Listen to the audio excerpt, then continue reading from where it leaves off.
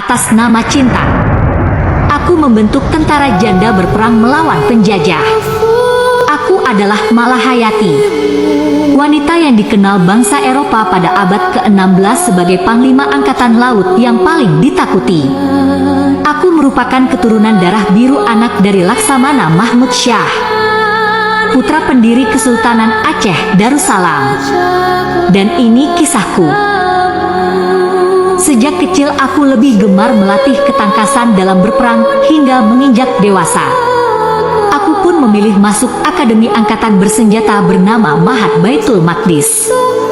Hingga suatu ketika aku bertemu dengan seorang pria yang sama-sama belajar di akademi tersebut.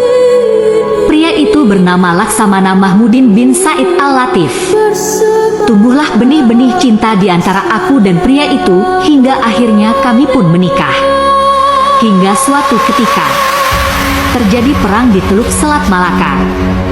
Pada saat itu, Kesultanan Aceh dipimpin Sultan Alauddin yang dibantu 2 orang laksamana. Salah satunya ialah suamiku. Tetapi suamiku tewas di medan perang. Aku pun harus menanggung kepedihan atas kematiannya.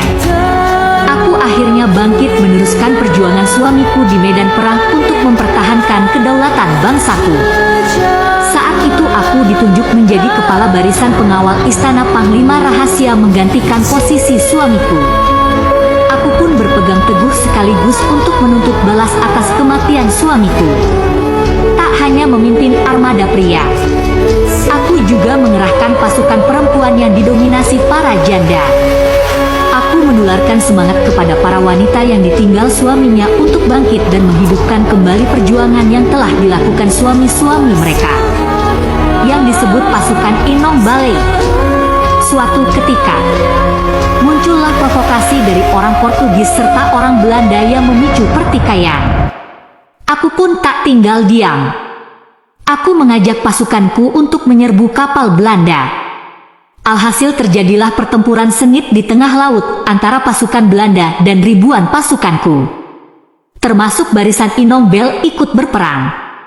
Dan pada akhirnya aku berhasil memenangkan perperangan itu. Di tangankulah pasukan Belanda harus menerima kekalahan mereka. Lebih dari 400 tahun berselang, Presiden Republik Indonesia Joko Widodo menyematkan gelar pahlawan nasional kepadaku pada 6 November 2017.